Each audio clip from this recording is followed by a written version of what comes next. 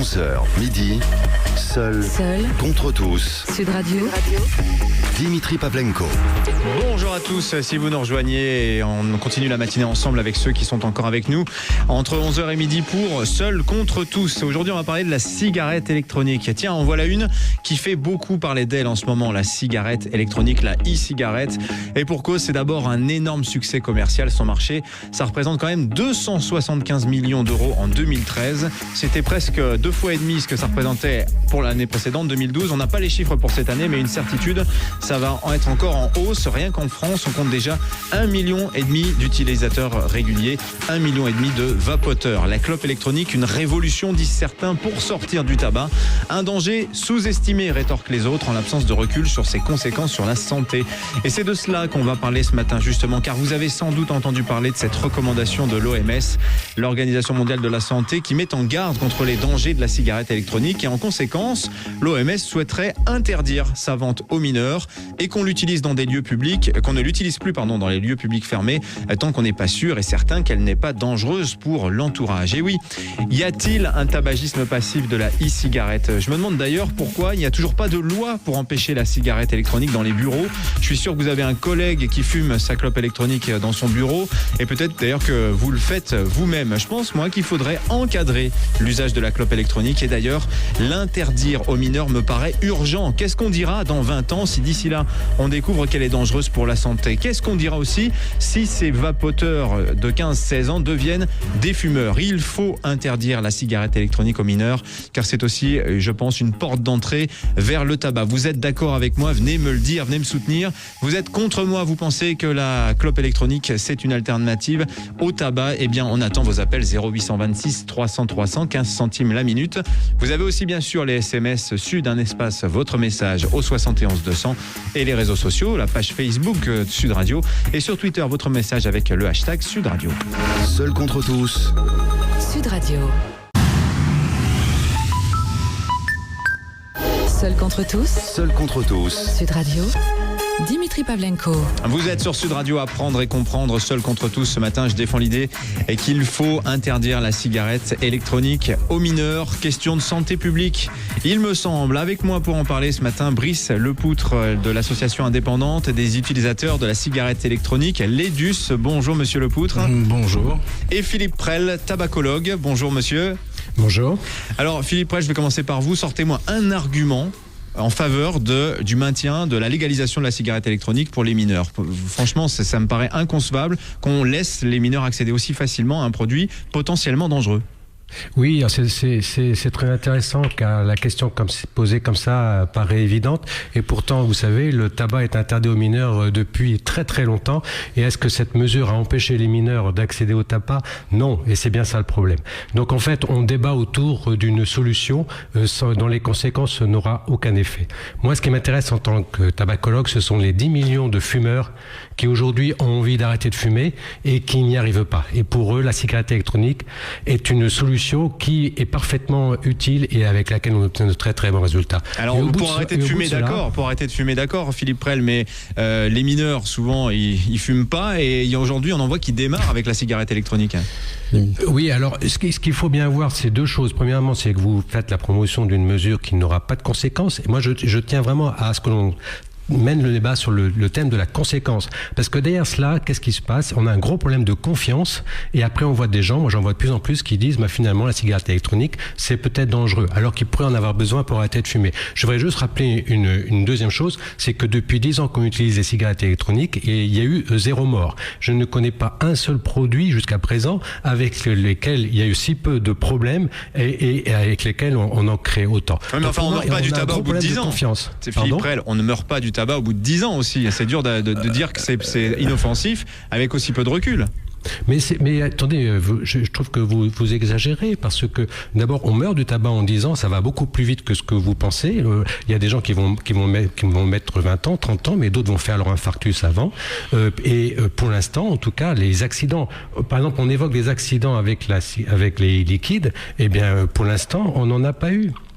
Alors, moi, si je pourrais rajouter par rapport à ce que vous disiez les Brice mineurs Lepoutre, ne fument de pas. l'association indépendante. Je vous présente quand même. On distingue bien vos voix à l'un et à l'autre de l'association indépendante des utilisateurs de la cigarette électronique. Vous disiez les mineurs ne fument pas, c'est faux, les mineurs fument et je vais vous mettre face à un cas pratique que j'ai reçu et je suis autant embêté que vous sur ce cas-là. J'ai reçu dernièrement un mail d'un mineur. Mon association est interdite aux mineurs, le forum dont je m'occupe est interdit aux mineurs. On a bataillé également pour que les boutiques ne vendent pas aux mineurs bien avant qu'une loi ait été décrétée et j'ai quelqu'un qui m'a écrit, un mineur de 16 ans qui m'a dit: vous êtes bien gentil, je n'ai pas le droit d'adhérer à votre association, je n'ai pas le droit de parler sur les forums, je n'ai pas le droit d'aller en boutique, je me fais jeter des boutiques. Par contre, le buraliste, il me vend le tabac sans aucun problème. Comment je peux arrêter moi maintenant? Vous êtes j'étais très embêté pour lui répondre. La cigarette électronique est plus contrôlée que le débitant de tabac. La cigarette électronique est plus respectée. Les vendeurs sont dans la plupart des cas des gens très sérieux et qui sont des militants avant d'être des vendeurs. Enfin, et je veux dire, c'est un petit peu de mauvaise foi ce que vous dites, puisque aujourd'hui les débitants de tabac vendent des cigarettes électroniques.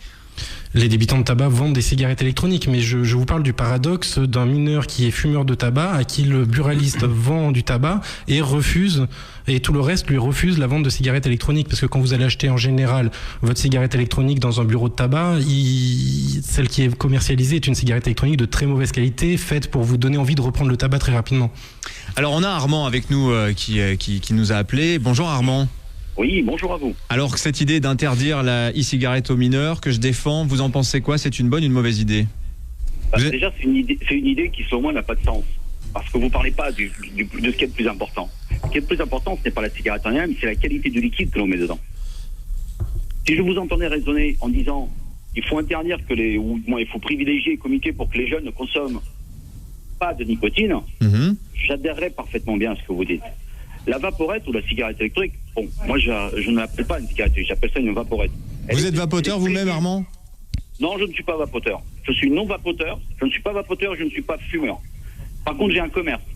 Et je vois tous les jours devant moi des gens qui prennent le temps de se faire conseiller et de s'équiper correctement. Et c'est vrai que les marchands de tabac en vendent des cigarettes électriques. Mais c'est très bien, parce que ce sont des cigarettes électriques qui ne sont pas du tout adaptées aux besoins du fumeur. Et comme le disait l'intervenant juste avant, ce sont très souvent des cigarettes électriques qui encouragent les gens à retourner très vite à la clope. Pourquoi ce sont des mauvais produits? C'est de la mauvaise qualité? C'est ce qu'on appelle les cigarettes électroniques de première génération. Particulier. Un fumeur, ils sont tous différents, les fumeurs. Vous avez celui qui a envie de jouer avec la fumée. Vous avez celui qui a envie de voir partir la fumée. Vous avez celui qui a envie de se remplir de fumée. Et tous les équipements ne donnent pas les mêmes résultats. Alors je suis bien d'accord que première chose. Armand, je suis bien d'accord que l'interdiction pure et simple, c'est compliqué à mettre en œuvre parce qu'évidemment, on voit bien le tabac est interdit aux mineurs et pourtant il y en a beaucoup qui fument. Néanmoins, ça freine quand même. Je veux dire, ça éviterait à certains d'avoir la tentation d'essayer parce que c'est facilement accessible. Oui, mais vraiment, c'est déjà particulièrement accessible partout. Mais si on l'interdit, ça le sera beaucoup moins. Ça le fera beaucoup moins, mais comme de toute façon... Mais c'est déjà interdit aux mineurs, la cigarette électronique. Il y a des gens qui veulent faire comme les fumeurs, sans en avoir toutes les conséquences.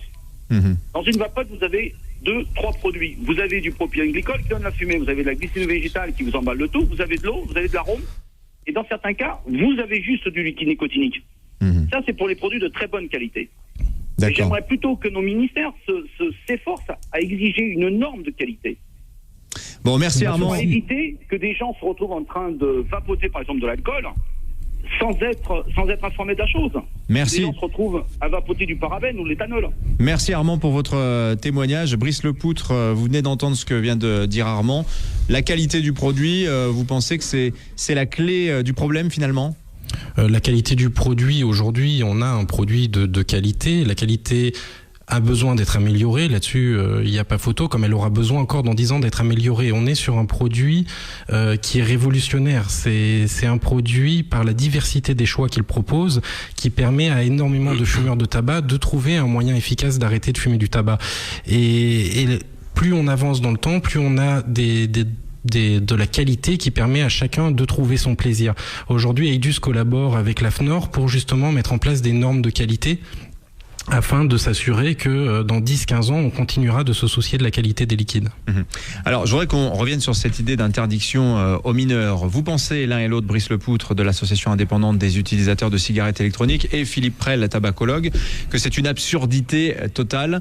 Surtout déjà dans la loi est déjà passée, la cigarette électronique est interdite aux mineurs. C'est déjà passé. Après, la plupart des revendeurs sérieux qui voient un mineur en détresse, j'ai eu le cas de discuter avec des vendeurs là-dessus, demande que les parents viennent avec, demande une autorisation parentale et une limite par les parents qui disent mon fils aura le droit de consommer 3 fioles de liquide par semaine dosées à 16 mg. Mais aujourd'hui, la loi interdit déjà la vente de cigarettes électroniques aux mineurs, comme la loi interdit la vente de tabac aux mineurs, et on voit aujourd'hui les ravages du tabac sur les mineurs. Ah, mais c'est facile de contourner la loi, il suffit de les commander sur Internet. Oui, mais moi j'aimerais vraiment revenir sur la question de fond, qui est pour moi, il faut vraiment aider les gens à arrêter de fumer, y compris les mineurs, parce que beaucoup de mineurs fument, et que pour eux la cigarette électronique est très utile. Or, tous ces débats annexes, parce que la cigarette électronique soit interdite aux mineurs, ça n'a aucune conséquence. S'ils en veulent, ils s'en procureront comme ils le font avec le tabac. Les autres débats, comme par exemple sur la dangerosité des e-liquides, qui en 10 ans n'ont fait 0 mort, et j'aimerais bien qu'on en reparle 2 secondes, eh bien tout ça, ça fait quoi? Ça fait que les gens se méfient de la cigarette électronique et le doute s'installe. Vous savez qu'en 2011, aux États-Unis, 85% des fumeurs pensaient que la cigarette électronique était beaucoup moins dangereuse que la cigarette conventionnelle, ce qui est vrai, ce qui est très vrai, infiniment moins dangereuse. Oui. Aujourd'hui, ils ne sont plus que 65%. La méfiance s'installe. Et derrière la méfiance, qu'est-ce qui se passe? Eh bien, c'est l'industrie du tabac qui sauve son marché. Alors donc, voilà, si justement, moi je voudrais juste terminer en disant bien ça. Sûr, méfions-nous, ne soyons pas inconséquents. N'oublions pas le problème numéro 1. Le problème numéro 1, c'est 200 morts par jour, c'est 10 millions de personnes qui veulent arrêter de fumer. Et je voudrais juste conclure, je voudrais qu'on soit conséquent aussi en regardant les chiffres. Il y a 3 pays dans lesquels la cigarette électronique s'est développée, qui sont les États-Unis, l'Angleterre et en France. Dans ces 3 pays, les ventes de tabac chutent. Dans ces 3 pays, les ventes de tabac chutent chez les mineurs. Et dans ces 3 pays, plus les mineurs vapotent, moins ils fument. Voilà la réalité. Alors maintenant, je voudrais vous poser une dernière question, puisque vous affirmez que vous êtes pour cette interdiction. Mais moi, je vous le dis, il y a un problème éthique. Moi, je dis aux adolescents qui me posent la question, je l'ai souvent cette question, est-ce qu'il est plus dangereux de fumer que de vapoter? On sait qu'ils vont tous expérimenter l'alcool, plein de choses, le tabac, etc. Ils vont expérimenter.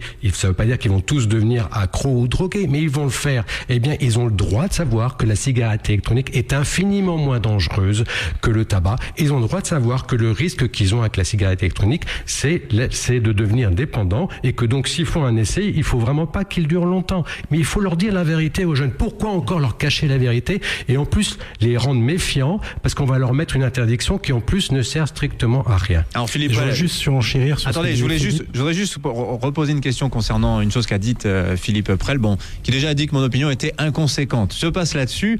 En revanche, vous avez dit que Brice Lepoutre était de mauvaise foi, donc. Alors concernant, vous évoquiez la méfiance qui s'installe outre-Atlantique concernant la cigarette électronique. Et en France. Il y a un lobbying réel aujourd'hui de l'industrie du tabac pour décrédibiliser la cigarette électronique. Mais absolument. Ce que veut l'industrie du tabac est très simple. Elle veut 2 choses. Elle veut décrédibiliser la cigarette électronique, ce qui lui laisse du temps pour continuer à son marché. Et je vais vous parler tout de suite d'une chose qu'elle fait sur les produits. Et la deuxième chose qu'elle veut, c'est qu'il y a un maximum de normes pour compliquer la vie des industriels indépendants d'aujourd'hui et préparer le futur marché pour eux demain. Alors comment elle fait? Comment elle procède, si justement? Philippe, justement, actuellement, c'est très d'actualité, parce que comment elle procède aujourd'hui? Il faut savoir que l'industrie du tabac aux États-Unis, c'est le seul endroit où ils ont réussi vraiment à percer l'industrie du tabac. Ils ont racheté toutes les marques de ce qu'on appelle les ciga-like, les cigarettes de première génération, les cigarettes électroniques, de première génération. Celles que vous trouvez aujourd'hui chez les buralistes, c'est les jetables, cigarettes électroniques qui marchent très mal. Non, pas forcément jetables, mais c'est ce qui existait quand j'ai commencé à vaper il y a 6 ans maintenant. Et donc l'industrie du tabac sur le marché américain et massivement sur ces cigarettes électroniques de première génération. Aujourd'hui, les Américains étrangement, ils sont toujours en avance, surtout, ils sont très en retard sur la cigarette électronique. La France vapait bien avant les États-Unis. Aux États-Unis, ces ciga-like je parle maintenant au conditionnel, étaient les premières ventes aux États-Unis.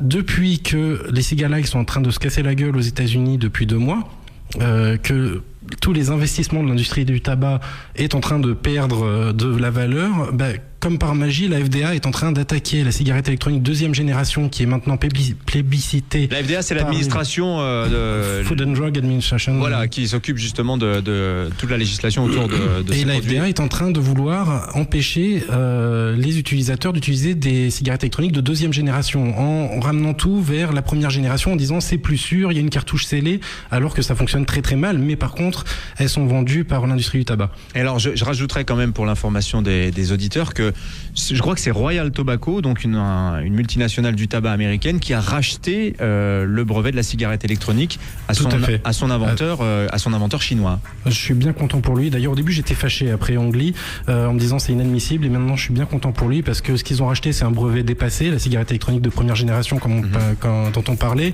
qui ne vaut plus rien, et le pauvre monsieur Ongli n'a jamais rien touché grâce à la cigarette électronique parce qu'il s'est tout de suite fait pirater en Chine.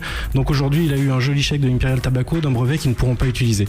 Mais si on doit Brice Lepout, Philippe Prel, je vous interromps un instant, on va poursuivre le débat dans un instant sur Sud Radio. On va marquer une courte pause et on va accueillir un nouveau débatteur, Albert Hirsch de la Ligue contre le cancer. Lui n'est pas tout à fait d'accord avec vous, messieurs Lepoutre et Prel, mais on marque une courte pause sur Sud Radio. On se retrouve dans un instant pour la suite de Seul contre tous. Seul contre tous. Sud Radio.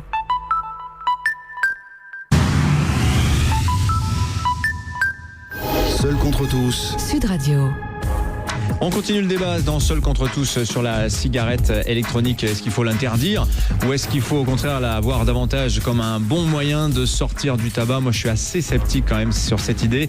Néanmoins, Brice Lepoutre, notre invité de l'association indépendante des utilisateurs de la cigarette électronique, et Philippe Prel, tabacologue, eh bien, eux sont contre moi dans cette affaire. Philippe Prel, juste avant la pause, vous vouliez nous donner des chiffres. On en est où aujourd'hui de la consommation du tabac? Ça baisse encore en France? Écoutez, en tout cas, juste avant, Brice Lepoutre avait rendu un hommage à l'inventeur de la cigarette électronique, et moi j'aimerais aussi rendre un hommage à Madame Marisol Touraine, ministre de la Santé, qui, en retardant des prises de décision ou des lois à propos de la cigarette électronique, a permis à celle-ci de bien se développer en France, et donc aux ventes de tabac de chuter, et aussi bien chez les adultes que chez les mineurs. Et donc le professeur Dotzenberg l'a très très bien montré, ça se voit très bien dans l'étude professeur Dotzenberg, qui est auteur d'une étude justement sur la cigarette électronique. Oui, sur l'étude Paris sans tabac, qui a très bien montré que plus la cigarette électronique s'est développée chez les jeunes, et bien moins ils fument. Donc en tout cas, je tenais vraiment à rendre cet hommage, parce qu'il y a vraiment deux pays dans lesquels la cigarette électronique se développe bien et dans lesquels les ventes de tabac chutent, c'est la France et l'Angleterre. Et breaking news, depuis ce matin, d'ailleurs, l'Angleterre a rendu officiel, ils autorisent la cigarette électronique dans les lieux publics. Il n'y aura pas d'interdiction de vapoter dans les lieux publics en Angleterre, c'est tombé ce matin. Contrairement au tabac, aujourd'hui en Angleterre, la Grande-Bretagne est très sévère dans l'encadrement législatif autour du tabac. C'est difficile de fumer dans la rue en Grande-Bretagne. Alors, on va faire venir un nouveau débatteur concernant la e-cigarette. On va accueillir le professeur Albert Hirsch. Bonjour. Bonjour. Professeur Albert Hirsch, vous êtes professeur de médecine, administrateur de la Ligue nationale contre le cancer. La Ligue contre le cancer a une opinion assez dure en fait à l'égard de la cigarette électronique. Vous me rejoignez sur le fait de dire qu'effectivement, dans le doute, il vaut mieux s'abstenir. La e-cigarette, c'est pas prouvé, son innocuité n'est toujours pas prouvée scientifiquement. Non, la Ligue contre le cancer a une opinion beaucoup plus nuancée. En ce sens que la cigarette électronique, indiscutablement, est une porte ouverte dans la réduction du risque tabagique. Alors il est vrai que, faute de recul, nous ne savons pas si elle est parfaitement inoffensive, d'une part, et d'autre part, nous ne savons pas si c'est un moyen d'arrêter, je dis bien d'arrêter, et non pas de diminuer le tabagisme classique. Donc actuellement, on ne peut être ni pour ni contre. Il ne s'agit pas du tout, contrairement à ce qui a été allégué à l'OMS, et en fait, ça n'est pas l'OMS qui a fait toutes ces recommandations restrictives, c'est plutôt le Surgeon General des États-Unis, c'est-à-dire l'équivalent du directeur général de la santé. En fait, actuellement, on est dans l'incertitude. Mais indiscutablement, c'est une porte ouverte vers la réduction du risque. Alors Brice Lepoutre Permettez-moi allez-y. de donner une petite nuance sur ce qu'a dit mon collègue tabacologue. Les chiffres de réduction du tabagisme en France, nous ne les avons pas.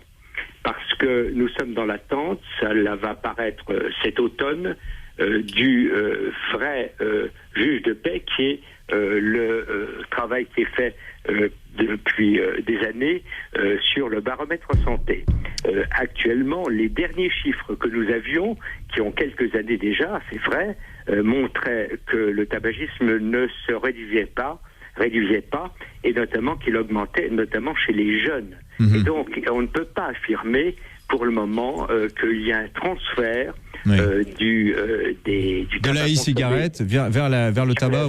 On ne peut pas le faire, mais on peut l'espérer. Alors moi, personnellement, au nom de la Ligue, je l'espère. Et je dis encore que c'était pas une opportunité, un espoir. N'est-ce pas, il y a 30 ans que je suis sur le dossier tabac. Enfin, il se passe quelque chose avec l'apparition de la cigarette électronique. Professeur Albert Hirsch, avec des incertitudes. Je suis ravi de votre position, Monsieur Hirsch, parce que c'est vrai quand vous avez écrit l'année dernière, vous demandiez l'interdiction de la cigarette électronique, et je suis ravi de voir un changement de position qui reflète que vous êtes bien documenté sur le sujet et que vous le considérez maintenant plus sérieusement. Et c'est vrai qu'on n'a pas encore les chiffres de l'arrêt du tabagisme. Par contre, on a les chiffres des ventes de tabac. Et les chiffres des ventes de tabac nous montrent que depuis janvier, le tabac de manière historique est en train de se casser la gueule. Il n'y a pas d'autre mot. Le chiffre d'affaires des buralistes est en berne de quasiment 10%. Par contre, j'aimerais juste venir sur un point là-dessus. Les chiffres de juillet étaient mauvais. On avait une reprise du tabac. Les chiffres d'août qui vont être annoncés prochainement sont aussi mauvais. On a une reprise du tabac liée aux peurs. L'OMS ne nous a pas aidé, par exemple, du tout là-dessus. Aux peurs, quand vous dites la peur, c'est la cigarette électronique. Cette méfiance qui s'installe. D'ailleurs, je voudrais juste revenir sur ce que... Professeur Hirsch, attendez un instant, je voudrais juste revenir sur une chose que vous avez dite. Vous dites que la recommandation de l'OMS dont on a parlé cette semaine, c'est pas l'OMS elle-même, mais c'est la FDA, la Food and Drug Administration américaine. Non, c'est la présidence de l'OMS. C'est le sujet.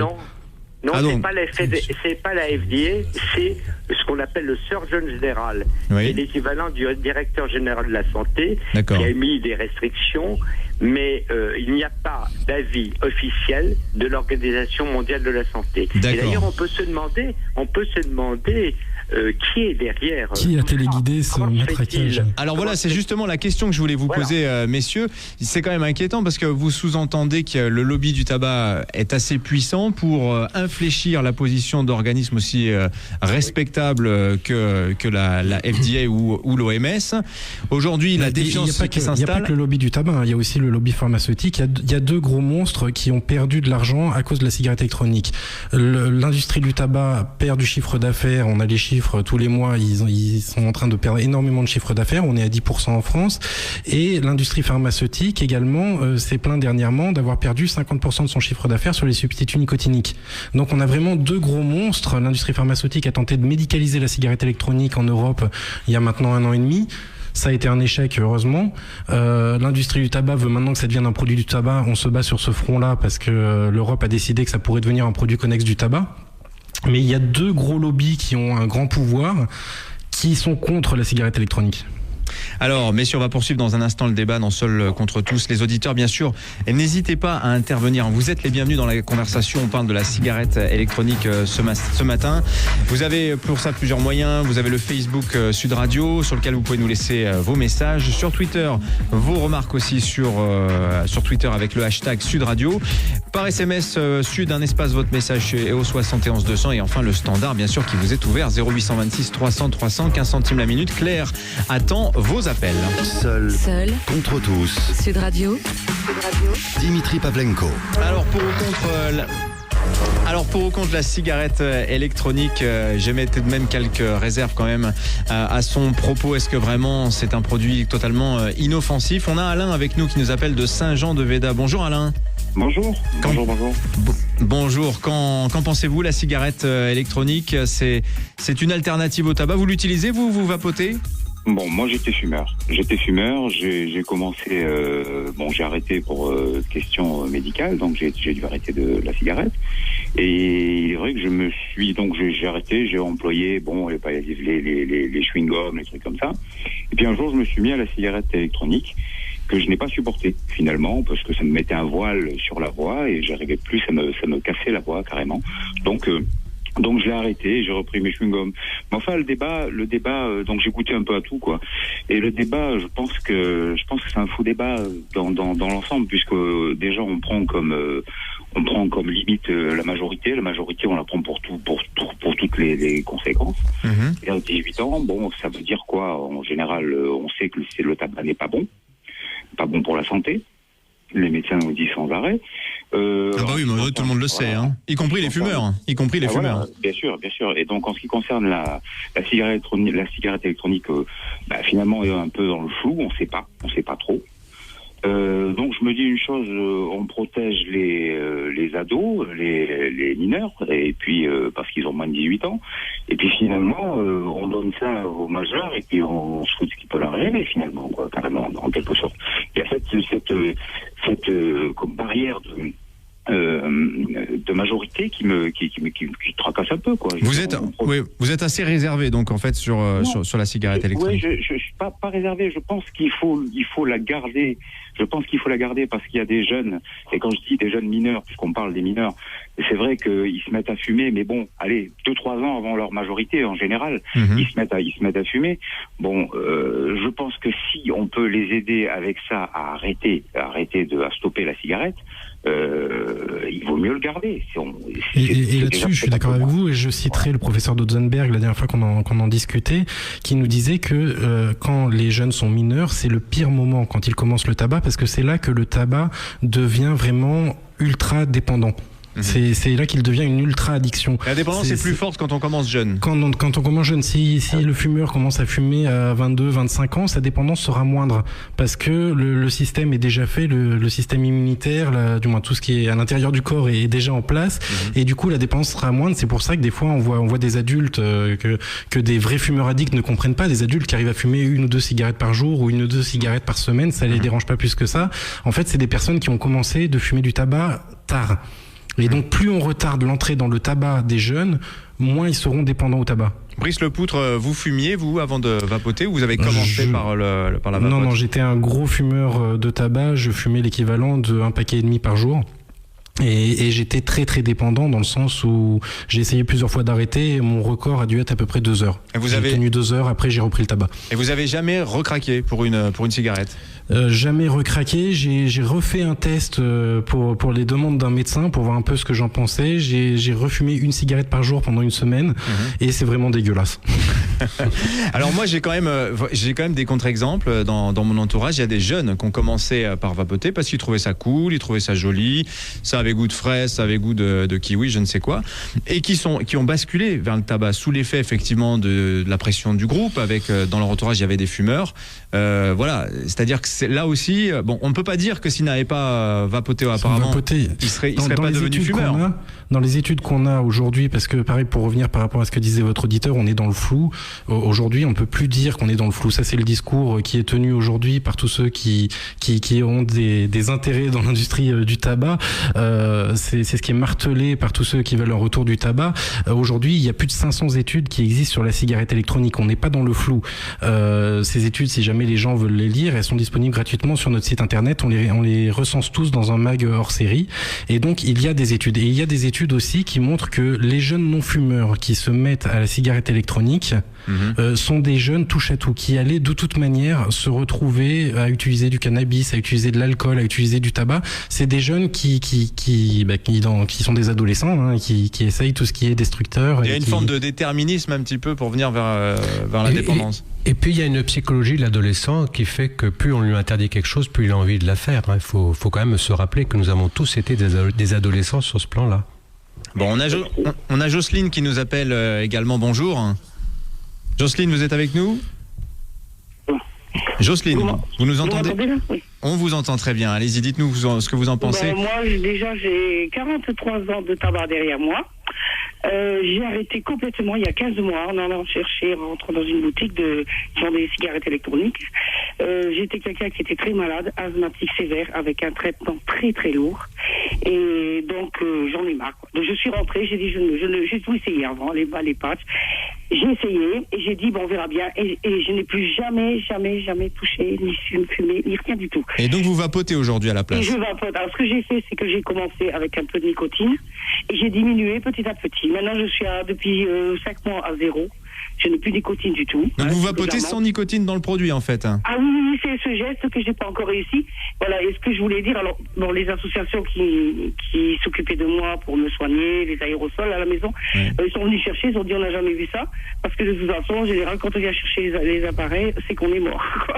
Et moi, je suis en pleine forme. Attendez, le mieux, c'est que je n'ai même plus de traitement de fond. Vous avez récupéré de la santé, en gros, Jocelyne. Ah, c'est terrible, mais c'est terrible. C'est une autre vie. J'étais asthmatique sévère, je n'ai même plus de ventoline, je n'ai plus d'aérosol, je n'ai plus rien. Et là, on est en train d'essayer 3 mois sans traitement de fond. Ça se passe très très bien. Et alors, il y a une question que se posent beaucoup de fumeurs, Jocelyne, votre témoignage peut-être pourra les éclairer. Au niveau du plaisir que vous aviez à fumer, puisque bon, vous dites que ça vous faisait beaucoup de mal, mais vous y preniez du plaisir, sinon vous n'auriez pas continué. Vous vous y retrouvez? Ah oui, moi je suis pas du tout en manque. Il y a des gens qui fument devant moi, ça me dérange pas, je les plains. Mais ce fameux geste dont vous parlez, que vous n'arrivez pas... Bon, je suis quelqu'un qui a toujours besoin je suis très manuel sur quelqu'un dans des choses dans les doigts. Et là, je vais essayer de passer un stylo, quelque chose, quoi, avoir quelque chose dans les mains, quoi. J'ai toujours envie de tirer, mais je suis à 0 depuis un bon moment. Mais ce que je voulais dire, c'est que c'est quand même pas quelque chose, il y a personne qui en parle, c'est pas quelque chose qui est fait pour durer. On sait que ça peut être dangereux, on ne sait pas. C'est une étape vers l'arrêt complet, quoi, vous dites. Vers l'arrêt complet. C'est quelque chose, c'est pas... Moi, je suis en train, justement, d'essayer d'arrêter ça. C'est parce que j'en ai plus besoin. Donc, c'est pas quelque chose qui va durer 20 ans, 30 ans, comme on se détruit avec le tabac, par exemple. Bon, personne n'en parle de ça, quoi. Personne n'en parle. C'est ça qu'il faudrait dire aux gens. D'accord, merci pour votre témoignage. Si vous voulez bien, Professeur Albert Hirsch, oui, qu'est-ce que vous savez? Le témoignage de Jocelyne est absolument capital, parce qu'elle a tout dit. Elle a dit tout d'abord sa difficulté à arrêter, et elle a arrêté avec la cigarette électronique. Et quand on connaît le risque du tabac, eh bien, effectivement, c'est tout gagnant pour elle. Et ça, c'est la première chose. La seconde chose, c'est qu'elle a rappelé que l'objectif, c'est l'arrêt. Et pour revenir au débat vis-à-vis des jeunes, il n'est pas montré du tout actuellement que la cigarette électronique est une porte d'entrée vers la cigarette classique. D'accord. On va continuer le débat. Nous n'avons pas de recul. Mais ce que je voulais dire... Oui, rapidement, professeur. Les réserves qu'il y a actuellement, c'est que il ne faut pas s'arrêter uniquement au fait de fumer. Il faut s'arrêter à l'image, à l'imitation. Et effectivement, dans la société, l'usage massif de la cigarette électronique pourrait, je mets ça au conditionnel, pourrait continuer à propager la cigarette elle-même. Et c'est là que... là, je suis bien d'accord avec vous. Derrière tout ça, et pourquoi y a-t-il des débats ? Et effectivement, c'est un faux débat, c'est parce que derrière, il y a principalement un sournois qui est l'industrie du tabac, qui manipule toutes ces données et qui infiltre effectivement des organisations puissante, internationale. Oui, l'industrie du tabac, on va continuer à en parler dans un instant. Ce sournois, comme vous l'avez appelé, professeur Albert Hirsch.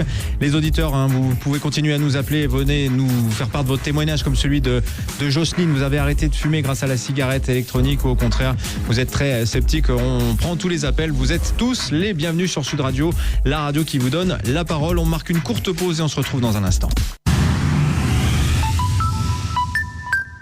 Seul contre tous. Seul contre tous. Sud Radio. Dimitri Pavlenko. Allez, Seul contre tous continue avec ce débat autour de la cigarette électronique. On est parti de l'idée que je défends qu'il faut l'interdire aux mineurs et plus généralement on discute de ce qu'est la cigarette électronique alternative au tabac, un substitut efficace pour arrêter au final. On a Yves avec nous, bonjour. Oui, bonjour. Bonjour, qu'en pensez-vous, la cigarette électronique? Vous vapotez vous-même, Yves? Eh ben, écoutez, pour moi, c'est réellement un substitut. Vous y retrouvez? Vous avez vraiment... Non. C'est comme oserais-je à l'antenne Une image, c'est comme une femme et une poupée gonflable. Ah oui, d'accord, oui. Donc c'est un substitut, mais moins bien. C'est moins bien que la cigarette, vous trouvez? Ah oui. Non mais ça, c'est ce que j'avais dit à votre centrale, le problème, enfin moi, c'est ce qui me rend vraiment... Vous fumez, Yves? Oui, je fume. Mais justement, ce qui me rend... alors je dirais en anglais upset, enfin... Vous en avez marre, quoi. Vous êtes un fumeur lassé. Non, c'est le fait que moi, je suis rentré à l'armée à 18 ans et on m'a mis une cigarette dans la bouche en disant, si t'as faim, si t'as froid, tu fumes 2 cigarettes coup sur coup et ça va s'arrêter. À l'époque, il y avait quand même des troupes, enfin c'était des déchets de Gauloises et de Gitanes dans les rations de combat. D'accord. Donc la cigarette, c'est l'État qui vous l'a mise dans la bouche. C'est intéressant ce que vous dites, ça recoupe un peu ce que nous dit Anne sur Facebook. Elle dit tiens, l'État, justement, maintenant que les ventes de tabac baissent, l'État perd des taxes et donc s'inquiète de ses rentrées d'argent. D'ailleurs, c'est là-dessus, c'est le 3e point que j'ai oublié de parler. J'ai parlé de l'industrie pharma. Je voulais vous en parler, juste un chiffre quand même pour commencer. Le taux de TVA de la cigarette électronique aujourd'hui, c'est 20%, contre 80% pour la cigarette. Ça fait un manque à gagner aujourd'hui estimé de 190 millions d'euros pour l'État français. Il y a fort à parier que les taxes sur les e-liquides notamment augmentent. Alors, 2 choses, enfin, si je puis me permettre. Rapidement, Yves, puisqu'il faut qu'on continue le débat. Rapidement. D'une part, moi j'habite dans les Pyrénées, donc il est très évident que mon tabac, je l'achète pas en France. Donc ça fausse énormément les... pour les zones frontalières, oui, c'est vrai. Et oui, et je ne suis pas le seul. J'ai des amis qui habitent Toulouse ou Marseille. Ça fait des années qu'ils n'ont pas acheté un paquet de cigarettes ou un paquet de tabac en France. En France. Oui. Et d'autre part, moi, le point le plus important, c'est vous êtes alcoolique ou drogué ou aimant les petites filles en France, vous êtes soigné, vous êtes placé. Par contre, pour le tabac, il n'y a rien. C'est-à-dire que vous vous débrouillez tout seul. Oui, vous êtes comme abandonné. Merci Yves pour votre témoignage. On va revenir à cette question de la fiscalité. Brice Lepoutre, vous avez l'impression que la cigarette électronique est dans le collimateur de l'État, que des hausses de taxes sont à prévoir dans les mois, les années qui viennent? Alors moi de mon côté, je ne l'espère pas. Maintenant, c'est vrai qu'aujourd'hui, l'État a tendance à tout taxer. J'ai lu dernièrement il était question d'une taxe sur la vente de livres d'occasion. Pourquoi? Je ne sais pas, ça doit être dangereux pour la santé peut-être, mais tout est sujet à taxe. Donc je me dis, la cigarette électronique n'y échappera pas, mais j'espère qu'elle y échappera. Maintenant, si un jour la cigarette électronique est taxée, nous de notre côté, nous nous battrons pour que les vendeurs essayent d'assumer cette taxe dans leur marge et ne la fassent pas répercuter sur le consommateur, parce qu'il faut pas oublier que en effet le fumeur de tabac essaye d'arrêter pour sa santé, mais ça vient en deuxième position. La première raison pour laquelle il essaye d'arrêter de fumer, c'est l'économie. Philippe Prel, c'est un bon business, la clope électronique pour les... On voit qu'il y a des boutiques qui ouvrent quand même très régulièrement. Il y en a plus de 2000 en France, je crois. Ça marche vraiment bien dans ce que vous avez pu constater, vous, en allant rencontrer ces vendeurs. Moi, ce que j'aimerais vraiment dire, c'est revenir sur le témoignage de Jocelyne, qui est vraiment, c'est ce type de témoignage qui m'a convaincu d'intégrer la cigarette électronique dans ma consultation. Avant, j'avoue que le métier de tabacologue était très déprimant. Il faut 5 à 10% des gens seulement arriver à arrêter de fumer au bout d'un an. Maintenant, ça a complètement changé. Le nombre de gens qui arrêtent de fumer grâce à la cigarette électronique, c'est très important. Et effectivement, les boutiques, et moi ce que j'observe à chaque fois que j'y vais, ce sont des gens très sérieux qui prennent le temps d'expliquer et qui aident les gens à passer le cap. Donc je suis admiratif de ce travail. Alors, je suis très content qu'en France on ait réussi à laisser se développer ce réseau. Philippe Prel, quand vous dites vous intégrez aujourd'hui la cigarette électronique dans vos consultations, c'est comme ça vous le faites. Je suis allé moi-même chez un tabacologue, ça a été patch et pastilles nicotiniques sans vraiment de suivi. On peut arrêter comme ça, juste en changeant de support. Non, mais c'est simplement, si vous voulez, d'abord, vous avez beaucoup de gens qui ont déjà arrêté plusieurs fois d'arrêter de fumer. C'est quand même la majorité des gens en consultation. Hein. Et donc, ensuite, ils vous demandent naturellement d'essayer la cigarette électronique. Ou alors, ils vont dire, voilà, j'ai déjà tout essayé, rien n'a marché.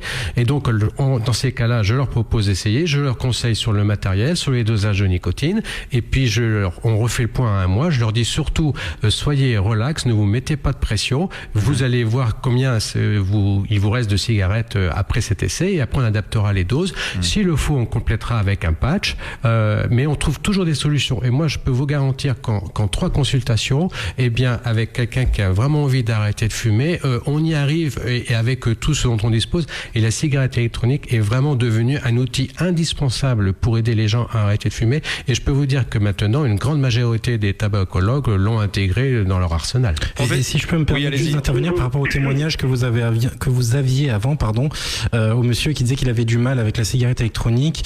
Tout le monde ne va pas sur Internet, tout le monde ne va pas se renseigner, tout le monde ne va pas suivre un tabacologue, du moins d'aller voir un tabacologue pour essayer de s'en servir. Il est important que vos auditeurs sachent quelque chose, c'est qu'il n'y a pas de cigarette électronique universelle. Si la personne trouve ça fade ou qu'elle n'arrive pas à arrêter le tabac grâce à ça, il faut qu'elle cherche un autre modèle. Il existe des centaines de modèles, des milliers de liquides et des milliers de combinaisons possibles. Et l'intérêt de la cigarette électronique, c'est qu'il faut que chacun aille chercher son Graal, sa cigarette électronique qui lui permet d'arrêter de fumer. C'est un métier, quasiment. Il faut pas rester sur un échec. C'est pas parce qu'une cigarette électronique ne vous a pas plu ou une cigarette électronique ne vous a pas permis d'arrêter de fumer qu'il faut dire c'est pas pour moi la cigarette électronique. Si la personne cherche vraiment son Graal, on se retrouve avec des taux d'arrêt du tabac qui sont de l'ordre de 80%. Donc il est important de s'acharner à chercher sa cigarette électronique. Professeur Hirsch, qu'est-ce que vous en pensez je voudrais intervenir, essayer de répondre à votre question concernant la fiscalité. Oui.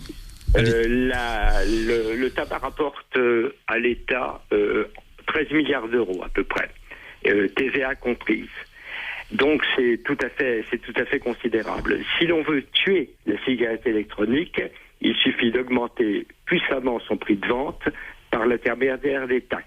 Donc ça va être finalement une manière de juger la volonté de l'État que l'on arrête véritablement de fumer. Mais c'est l'éternelle contradiction de l'État. Si vous voulez. Oui, le deuxième point. Oui, mais les contradictions de l'État, il faut faire attention parce que les 13 milliards d'euros sont essentiellement utilisés dans le budget de la sécurité sociale, de la protection sociale. Donc vous voyez, c'est pas si contradictoire que cela. D'autre part, ce qu'il faudrait, c'est que l'État fasse adopter par le Parlement un prélèvement sur les ventes de tabac qui porte le prélèvement non pas sur le fumeur, qui est une victime de l'industrie tabac, mais sur l'industrie tabac, au même titre que ce qui se passe sur les billets d'avion. Et là, c'est une mesure que la Ligue contre le cancer demande depuis des années maintenant, et nous espérons vivement que dans le plan de réduction du tabagisme que Marisol Touraine doit annoncer, je l'espère prochainement, parce qu'on l'attend impatiemment, cette mesure qui taxerait lourdement, non pas le fumeur, mais l'industrie du tabac, cette mesure figure en bonne et due place. Et oui, arrêtez de culpabiliser aussi le fumeur, taxer davantage l'industrie du tabac elle-même. On va marquer une courte pause, messieurs, avant d'entamer la dernière ligne droite de l'émission, consacrée donc à la e-cigarette. Vous nous appelez toujours 0826 300 300. On attend vos témoignages. Celui de Jocelyne tout à l'heure, très fort, qui nous racontait quand même que grâce à la e-cigarette aujourd'hui, eh bien, elle ne fume plus. C'est quand même incroyable quand même comme témoignage. Merci à vous tous, messieurs. On se retrouve dans un court instant. On marque une courte pause avant de terminer l'émission. Seul contre tous. Sud Radio.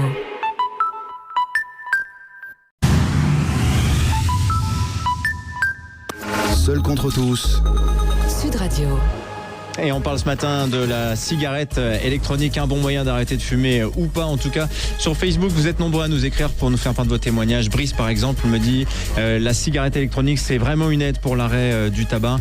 À se demander si les entreprises de démolition qu'on peut constater dans la bouche de certains, ce n'est pas fait finalement pour qu'on reprenne le tabac. Alain, lui, nous donne aussi son expérience. Fumeur depuis de nombreuses années, j'ai vapoté pendant 1 an. Aujourd'hui, je ne vapote plus et je n'ai pas repris la cigarette. Bravo, Alain, ça c'est vraiment formidable. Jean-Louis est avec nous aussi, bonjour.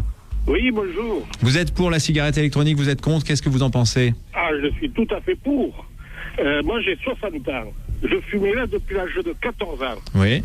Et il y a à peu près 1 an et demi, un peu plus, j'ai dit je vais changer ma manière de fumer. J'étais pas parti sur le fait d'arrêter parce que j'avais déjà essayé 2-3 fois et ça avait été des échecs. Oui. J'avais décidé de changer de manière de fumer, comme on commençait à parler beaucoup de ces cigarettes électroniques. Vous avez essayé et vous avez été conquis. Voilà. Et surtout, j'ai été dans un magasin, j'ai attendu que j'habite sur Pau, j'ai été dans le premier magasin qui s'est ouvert à Pau. Oui. et j'ai attendu pour qu'on puisse bien m'expliquer. Et en effet, j'ai rencontré des gens très professionnels qui m'ont demandé ce que je fumais et qui m'ont trouvé un produit qui était à peu près comparable à la cigarette que je fumais au goût. Et j'ai arrêté, j'ai continué à fumer un petit peu le matin et le soir pendant un mois, et au bout d'un mois, je n'ai plus jamais retouché de cigarette. J'ai essayé une ou deux fois d'en fumer une. Je n'ai même pas pu tirer trois bouffées dessus, tellement que j'ai trouvé que c'était agressif. Bon, merci pour votre témoignage, Jean-Louis. Bon, messieurs, Brice Lepoutre de l'association indépendante des utilisateurs de la cigarette électronique, Philippe Prel, tabacologue, et le professeur Albert Hirsch de la Ligue contre le cancer. Ces témoignages tous sont unanimes, franchement, tous ces fumeurs qui ont arrêté grâce à la cigarette électronique, c'est quand même encourageant. Ce que j'allais vous dire, tous les appels que vous recevez sont des partisans de la cigarette électronique, ça montre bien à quel point la société tourne à l'envers des volontés politiques. Et juste un petit point, si je peux me permettre, vu qu'il reste un peu d'antenne, un point qui est important pour vos auditeurs qui, pareil, essayent d'arrêter de fumer avec la cigarette électronique. Les gens ont tendance à avoir beaucoup la pression sur la nicotine, et je laisserai Philippe justement parler de la nicotine parce que c'est un point important. Et parce qu'il est important de ne pas se mettre la pression sur la nicotine. La nicotine consommée dans les cigarettes électroniques n'est pas mortelle en tant que telle, et il n'y a pas d'urgence à baisser le taux de nicotine absolument très rapidement s'il y a un risque de rechute vers le tabac parce que vous avez baissé trop vite. Y aller progressivement, c'est le message. C'est y aller progressivement à votre rythme, même s'il vous faut 3 ans pour baisser votre taux de ne serait-ce que 3 mg. Allez-y à votre rythme. Le plus gros danger, c'est de retomber dans le tabac parce que vous avez été trop vite. Oui, moi vraiment, j'aimerais soutenir ce discours parce que la nicotine, on a plus de 30 ans de recul avec les patchs, les gommes, les pastilles, etc. Et moi, ce que je dis toujours à mes patients, c'est ce qui compte, c'est de passer la première année sans tabac. Tant que vous n'avez pas passé cette première année, ne cherchez pas forcément à diminuer votre nicotine. Ce n'est pas le problème. Le problème, c'est sans le tabac. Professeur Hirsch, très rapidement pour terminer, parce qu'il nous reste moins d'une minute. La nicotine n'est pas cancérogène. La seule réserve, c'est que évidemment, elle est addictogène. Et c'est là la question qui est posée. Mais en attendant, il n'est pas question de sacrifier un espoir. Moi, ça fait 30 ans que je suis dans le dossier tabac, et c'est la première fois que je vois un événement qui déstabilise complètement et qui permet finalement de, je l'espère, tenir tête à l'industrie tabac qui, absolument sans scrupule, tue ses consommateurs les plus fidèles. Merci, professeur. Merci, monsieur Hirsch, de votre point de vue qui a beaucoup évolué, et on sent que vous avez travaillé le dossier. Je voulais vous remercier. Oui, d'accord. Convergence des points de vue entre le professeur Albert Hirsch, professeur de médecine, administrateur de la Ligue nationale contre le cancer. Merci à vous tous d'avoir été membres de ce débat. Brice Lepoutre de l'association indépendante des utilisateurs de la cigarette électronique. J'envoie les auditeurs vers votre site l'EDUS, edus.fr pour plus d'infos. Et puis Philippe Prel, tabacologue, qui donc a intégré la cigarette électronique dans ses protocoles pour aider les gens à sortir du tabac.